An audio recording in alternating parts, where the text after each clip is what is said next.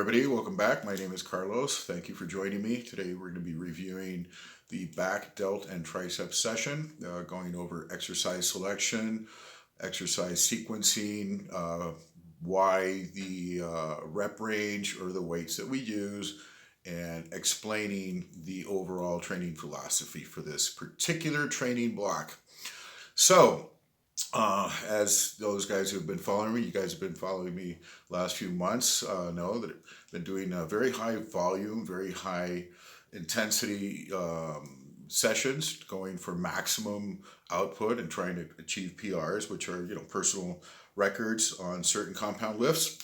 This has left me a little bit fatigued. Not anymore though. I mean, it was very tiresome towards the end. Took a short break, 1 week for Easter, and then a couple of weeks getting back into the swing of things with very low volume. Very low volume. I think we're doing like between 10 and 12 sets total per session, which might seem ridiculously low, but these have actually been some of the most productive sessions of my life, actually. Why? When you come off a very high volume, high intensity frequency routine, the part that most needs rest is your mind, right? Your body can recover, your muscles might not feel sore, but the go get 'em, the oomph, the real, the energy that comes from the attitude and the will to do it needs recuperation also. You have to develop, you have to cultivate your enthusiasm for these things, right? So if you burn out, you have to really back off. And so to get back into training, doing very low volume just seems like a vacation. It's like, okay, we're not really training. We're just going through some motions, but no, it couldn't be further from the truth. The sessions are intense, but they're very limited. They're very focused, and they don't leave me burned out or tired. They just leave me wanting to go back and do more, go back again and lift heavier weight. And that was the idea from the beginning, to tease that feeling back again. And that's exactly what we've been doing. So yesterday was my last session of this teaser 2 week, trying to get back into it. And so let me go over this. So started out with a rear delts. Now I'm training a lot of these exercises, picking just one weight to train at. I'm not doing any pyramids. I'm not starting like at the 20-pound dumbbells, then 30s, and 40s, and 50s, and building up. The reason for this is that I'm training for a specific function, which is to be able to lift, say on the delts, the rear delt, which I started with, 50-pound dumbbells, okay? 50-pound dumbbells. So if you want to get good at lifting 50-pound dumbbells, you have to train with them, right? You have to train with those 50-pound dumbbells over and above any other weight. And so this is what we choose to do. So 50 pounds, they're starting to feel pretty darn easy. On the first set, I got 14 reps. And then I think I scaled it down to 10 or 11 reps for the second set, and that was fine. Had a great pump today. I'm feeling, the tightness, the soreness in the back and the rear delt. Very productive. And from there we went and did the one arm triceps extension, also with a fixed weight. No pyramiding, no varying of the weight, just 35 pounds. 35 pounds. And the result of choosing just one weight for that exercise, be it the rear delt or the triceps or the biceps, is you get comfortable. You get really used to grabbing that weight. It's okay, this is 35. And it's feeling just easier and easier and easier. Why? Because I'm training for it.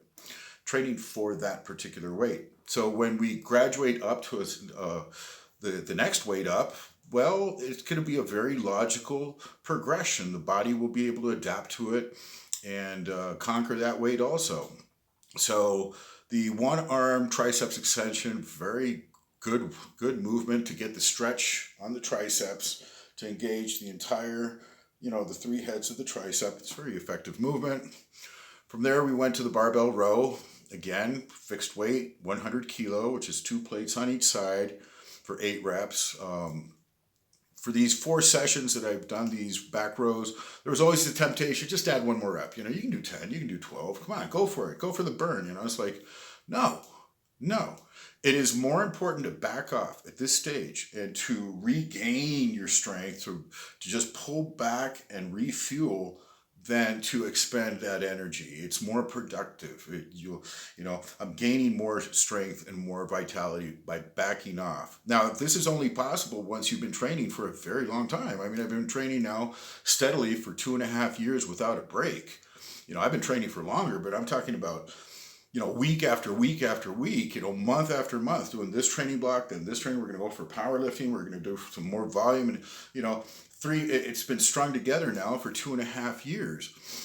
So I tapped out the volume. I was doing some blocks where I was doing 50 sets per session. Leg routines that were up to 35 sets. 6 exercises, 5 sets per exercise. 3 of those sets would be taken to failure. Maximum weights. There reaches a moment where you can't progress with it. I couldn't progress with that. I had to scale it back. So, with those thoughts, the most productive thing that I can do is, scale it back, regroup, and get more energy. I still have the strength. I can go and lift the weight.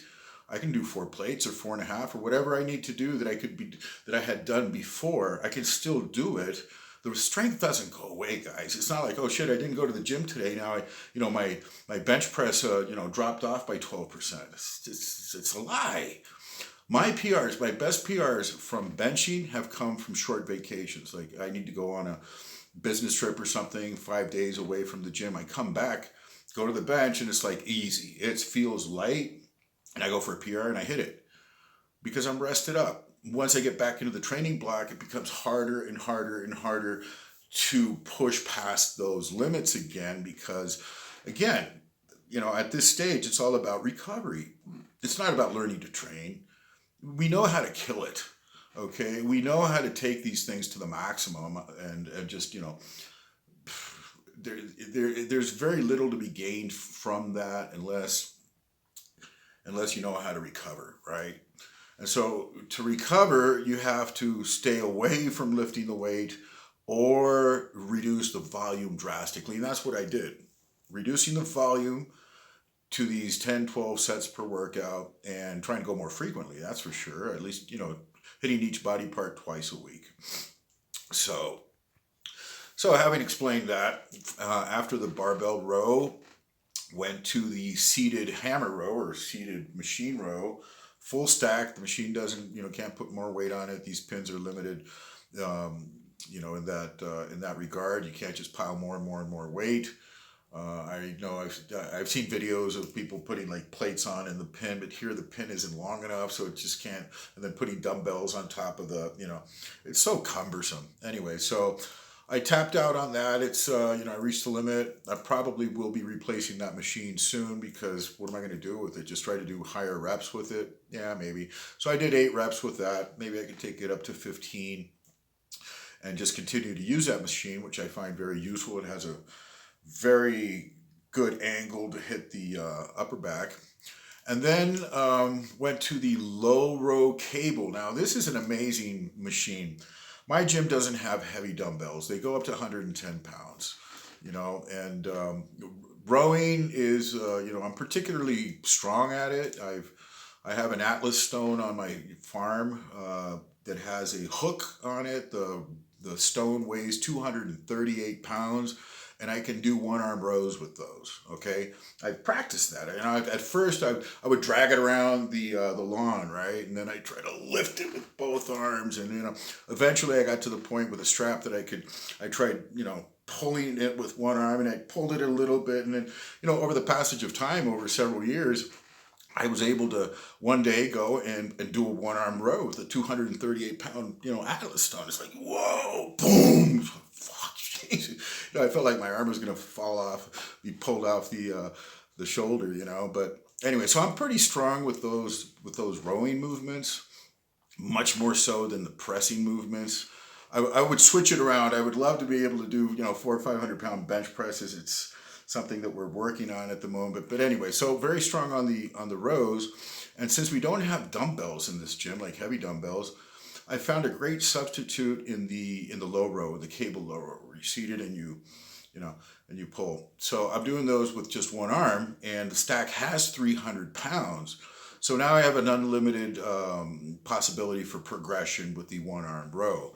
Now, the only caveat to that one arm row on the cable is that have to be very careful with this part of the arm. This the elbow joint. It's not the elbow, but like the insertion here, the biceps with the forearm gets a little bit tender when I go with these maximum weights. I've identified it as the seated hammer row and the cable. The barbell doesn't really do that. That gives me that pain. I don't think it's the one arm low row. So I've been pushing it, but the last 4 sessions on those, last week was 2 sessions, this was also 2 sessions, with 143 pounds on the stack with one arm. It's feeling easy, it's feeling doable. I get a really good contraction. I feel all the muscles mass up and crunch in the back. And so, I'm pulling with the back. It really feels, I stretch it all the way, try to feel the scapula like an overhand type of technique, and then bring it low, and then it's all about getting the connection with what you're doing for sure. So I don't believe in doing that so strict. In fact, I don't believe in doing a lot of these movements ultra strict if that limits your weight.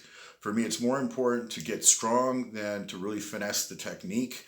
There's a little bit of latitude that can, you obviously don't want to get sloppy, but there's a little bit of latitude. It's normal, it's natural leverage. Don't like in normal everyday circumstances, you would never apply maximum force with some of the techniques that are used in weightlifting. It's like, okay, for squats and for deadlifts and everything, the proper position and everything is absolutely prerequisite for maximum force. But say you're doing these rows and you think you're just going to do them like this super strict thing. If you can increase your weight by 20 or 30% and get a little bit more like leverage, a little bit, lower body into it, so what? The idea is to get strong. And I know I get a lot of pushback from a lot of the purists out there. No, super strict. And, okay, yeah, that's great. Somebody's going to show me the, Chris Cormier's back, like, bubbled out like this. He only does 100 pounds, Hey, man, it's about getting strong. So if he got, huge muscles that are not really that strong, whatever. We want to get strong. So I would love to snap that cable one day, 300 pounds. Shit, man. That'd be exciting. I heard that happen one time in a gym in Philly. I remember some bodybuilder back in the 80s. His name was Benny Poda. I remember looking at the photo, man. His face was all freaking red. He was like, oh man, he was pulling that shit. He had like 400 pounds on that stack. And the cable snapped when he hit his face. It was pretty bad, but it was quite an event. It transcended time. We're still talking about it 30 years later. Hey, when Benny broke the cable on the low row machine. Fucking strong, man. Yeah, anyways, you got to play with this. It has to be fun, right? So that was it. What else did we do today? Oh, and the combo of rope push down and then pull over. That's an excellent exercise. A lot of guys are doing it now. First time I saw it was Mac Truck on one of his videos yesterday. I went and saw C-Bum, Chris Bumstead. He's all about doing that movement for the triceps and explains it very well. And push down, you get you hit a certain part of the tricep, I think the long head or whatever it is. And then when you pull over, you get a greater stretch. And so you're pumping, extra blood into your muscle. And it's a wonderful way to superset it. Once you exhaust that particular movement at a certain angle, you can go into a more advantageous angle and continue the set to exhaust it further. Anyway, so that's pretty much it. Again, the training philosophy is to get as strong as possible. There are many ways to get as large and, bodybuilding muscle hypertrophy without lifting the extreme weights. I'm not interested in that, guys. I just, I straight up tell everybody, that's not what I want. I used to train with a guy who said, if I could just lift 10 and 20 pound dumbbells and get huge, I would do that. And I said, well, I'd rather be able to do, massive weights and not even look the part as long as I'm strong. So it's two different mindsets. I believe one of them is the illusion, the vanity. It's just like, you want to look a certain way, but the function isn't there. Now, there is a correlation between size and strength. If you're doing 300-400 pound bench presses, you probably looking the part, okay?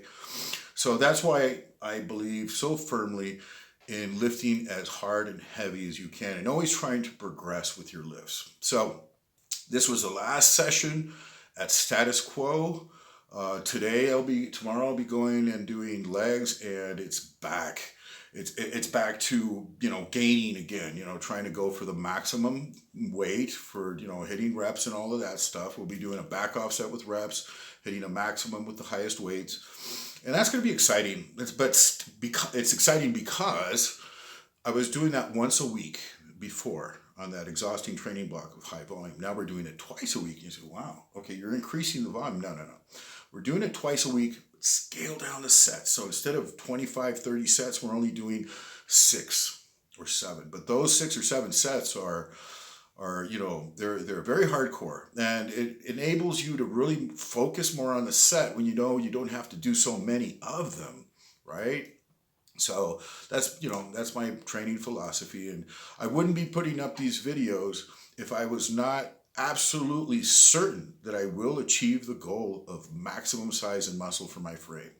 I'm 57. I put a goal of, by the end of this year, I should be able to show some decent progress, but my goal really is to get as strong and as peaked as possible for my 60th, if God gives me the grace to live till I'm 60. And, that's my purpose. I believe that men can get much stronger and much fitter than they can conceive in older age. And the reason that they don't is because, modern life is just, introduced itself with so many comforts and so many ways of neglecting effort, physical effort. And, this is what you need. You need to mortify the body in a controlled and proper way for it to regain its vitality, that's for sure. So having said that, the best days are always ahead of you. What's past, hey, it's great to look at albums. It's great to look at photos and say, I won a trophy 30 years ago, but you're still alive. And if your mind is in the past, you're not fit for the future. And we want to be absolutely in tune to the present, looking forward and living by that hope that the best is ahead of us. So God bless everybody. Have a wonderful day.